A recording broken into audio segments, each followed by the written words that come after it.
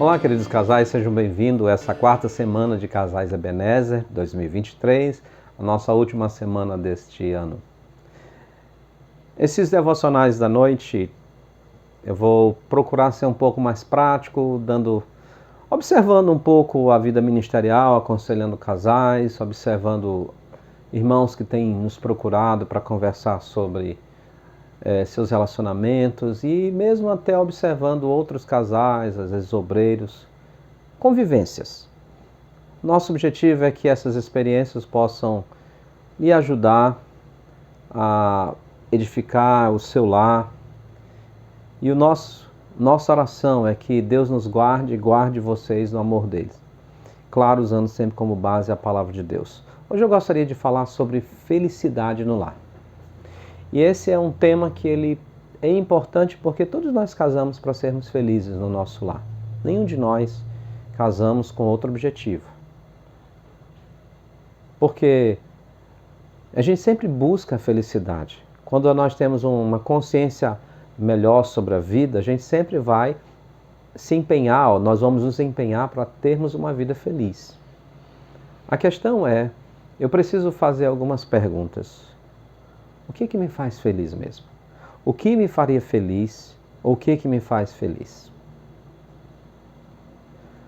No casamento, uma pergunta importante é: eu sou feliz no meu casamento? Eu gostaria hoje de me dedicar a que você pensasse sobre a resposta negativa. Não estou dizendo que seu casamento não seja feliz. O meu desejo é que todos que estão aqui possam compartilhar de um casamento feliz.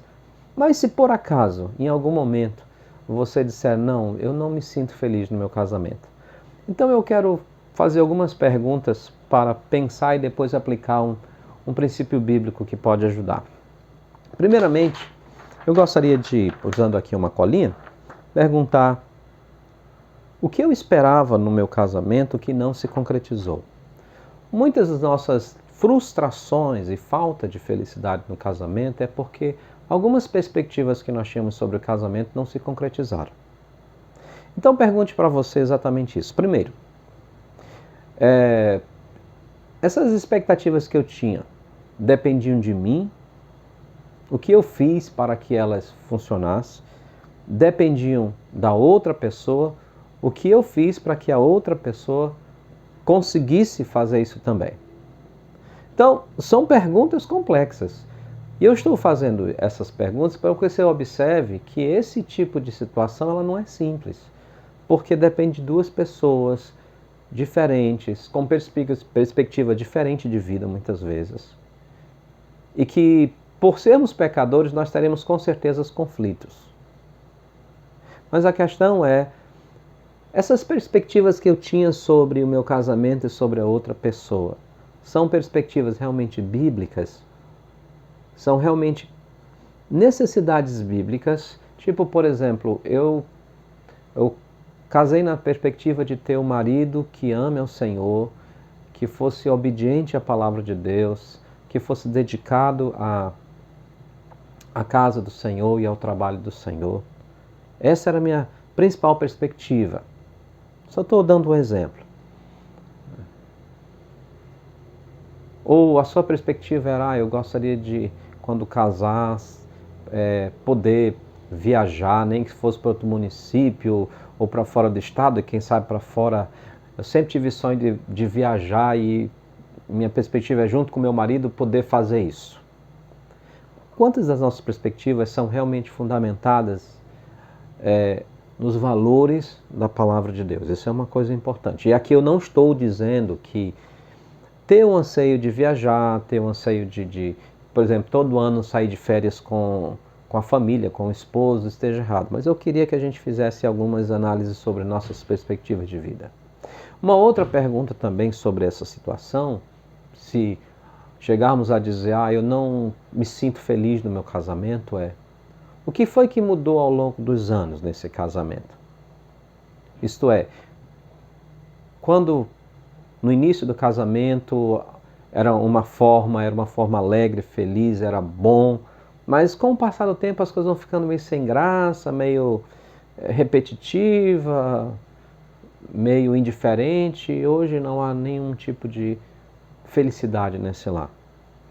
Isto é, o casamento foi, digamos assim, deteriorando.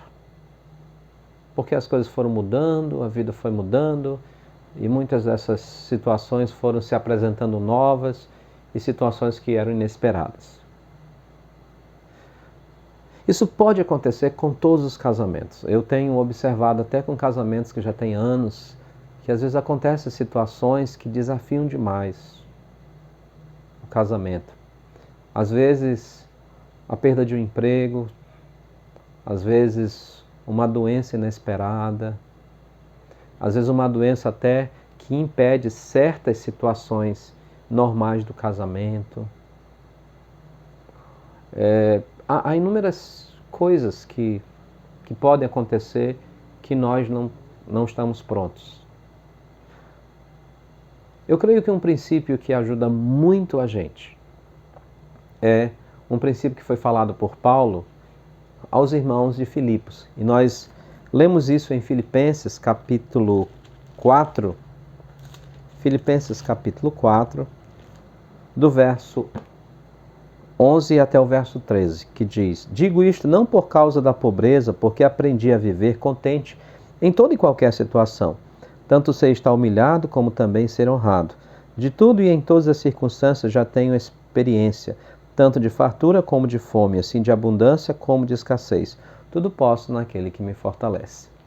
O contentamento é a capacidade de sentir-se satisfeito consigo mesmo e com o que você tem. Então, isso não é fácil. Não no mundo que nós vivemos. Porque nós somos rodeados de todo tipo de propaganda, filosofia, pensamentos egoístas e cobiçosos. Nós somos treinados desde criança a cobiçarmos o que não temos. Isso porque quando nós abrimos a televisão, nós somos bombardeados de de propagandas que têm como único objetivo nos fazer desejar algo que não temos ou desejar aquilo que eles estão oferecendo, ainda que tenhamos algo parecido. Então essa é algo que nós temos convivido sempre. Isso reflete muitas vezes no próprio lar. Quando nós vivemos em contentamento, nós somos capazes de suportar esses problemas que às vezes são inesperados, ou muitas vezes as expectativas que nós não tivemos satisfeitas em Deus. Paulo diz: tudo posso naquele que me fortalece. E talvez você faça um contraponto e dizer: pastor, mas Paulo estava preso por conta do Evangelho. Isso não é casamento. Eu concordo com você sobre a análise direta e seca, mas não sobre a ideia principal do contentamento. E eu vou lhe explicar por quê. Quando você lê 2 Timóteo, capítulo 4, versos 9 em diante, somente o 9 e a primeira parte do 10, você vai ver que Paulo diz a Timóteo: vem depressa ter comigo, porque Demas, amando o presente século, me abandonou e foi para Tessalônica. E quando nós olhamos a história de Paulo, nós vamos ver que Demas foi um companheiro de Paulo até quando Paulo estava na sua primeira prisão. Isto é, Demas estava ali, junto com Paulo, quem sabe animando Paulo, sendo animado por ele. Quando Paulo foi solto, deve ter sido aquela alegria, mas agora, se os nossos estudos estão corretos, a segunda carta de Paulo a Timóteo era a carta já bem perto do martírio dele, da morte dele. É possível que Demas olhou e disse: é isso que é o final do trabalho para Deus, de implantar igrejas? Não quero isso não. Então, a questão é, as expectativas de Paulo, qual era? Paulo está dizendo: eu já passei fome, eu já tive abundância, eu já passei por escassez e também já passei por fartura. Mas eu estou contente. Porque eu posso ser contente em qualquer situação, porque Deus me dá forças, me fortalece para isso. E é o contentamento em Deus que faz com que, apesar das perspectivas do casamento não serem atendidas, as expectativas do casamento não serem atendidas pelo cônjuge como a gente tinha, nós podemos viver felizes. Eu tenho certeza que a irmã Melanie se frustrou em muitas coisas a meu respeito como marido. Isso não tenho dúvidas. Talvez na minha forma de tratá-la, na forma talvez do dia a dia, mas eu tenho certeza que ela se agarrou ao contentamento de que Deus providenciou para ela o que ela precisava. Ela tinha o que ela precisava. Interessante que Paulo, quando está conversando, também com Timóteo, escrever para Timóteo, na sua primeira carta diz: olha, grande fonte de lucro é a piedade com contentamento. Isso é, aquele que é contente no Senhor, ele sai ganhando muito mais. Então, o casamento, ele precisa passar pelo contentamento. Talvez tenham muitos assuntos que a gente precise considerar de uma maneira mais especial, mas não temos tempo para fazer isso. Talvez você poderia colocar perguntas, seja no chat do YouTube ou mesmo no grupo da semana. Não estamos falando de coisa absurda, mas estamos falando do dia a dia. Coisas que muitas vezes vão acumulando, expectativas não atendidas que vão acumulando, e que quando a gente percebe, nós já estamos saturados com um relacionamento, com a outra pessoa, com o cônjuge. Mas porque nós não exercitamos desde a primeira vez o contentamento com o Senhor, onde as nossas expectativas se tornaram a coisa mais importante da nossa vida e não o nosso contentamento com Deus. Agora, deixa eu fazer uma observação aqui, por último, já indo para o final desse primeiro devocional e diálogo com vocês. Fiz a escolha errada. Não sou feliz porque fiz a escolha errada. Bem, quando eu falo fiz a escolha errada, não estou falando de alguém que casou com toda a perspectiva, com a pessoa, tinha uma expectativa de quem ela era e conforme o desenrolar do casamento, as coisas não aconteceram dessa forma. Estou falando de pessoas que sabiam que não deveriam ter casado com aquela pessoa, foram aconselhadas e mesmo assim casaram. Existe essa situação e não são poucos. Quanto a isso, você tem que pedir muita graça de Deus. Porque o que nós precisamos entender é que se foi um conselho de pai, um conselho de mãe, se foi um conselho do pastor da sua igreja, há uma consequência para isso. E o que você tem que rogar é a graça de Deus e a misericórdia do Senhor. Porque há um problema nisso daí. Quando a solução para você ser feliz é se divorciar, você tem que estar ciente de algo. A sua solução vai contra a vontade de Deus. No sentido daquele princípio lá de Gênesis. O que Deus juntou, não separe o homem. Por essa razão, é necessário que a gente sempre busque a Deus em direção sobre o nosso casamento, sobre a nossa vida. A vida tem fases. E e algo mais que eu gostaria de acrescentar aqui para vocês é que eu vejo às vezes casais frustrados e muitas vezes os maridos por conta das fases da própria família. Muitas vezes as pessoas casam e querem viver como se estivessem solteiras. Têm filhos e querem viver como se fossem só os dois. Não vai dar certo. Nós precisamos aprender a viver na época que nós estamos, no tempo que nós estamos.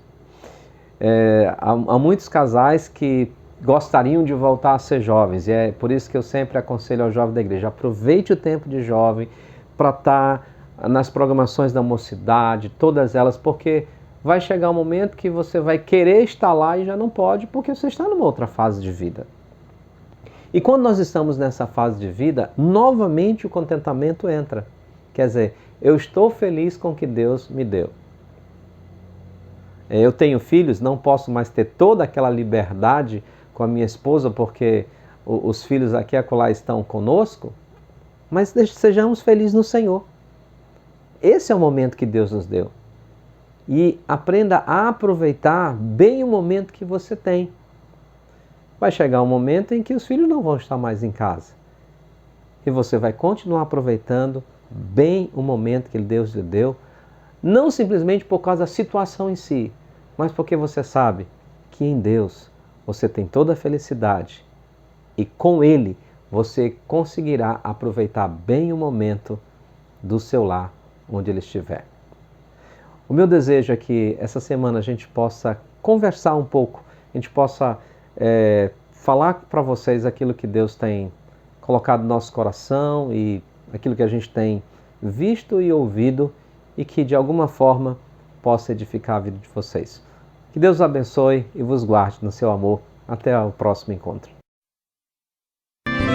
Nosso lar, abençoar, que ele possa ser espelho contra o mal, faz o leal, sempre firme está, e com o teu poder vem nos manter.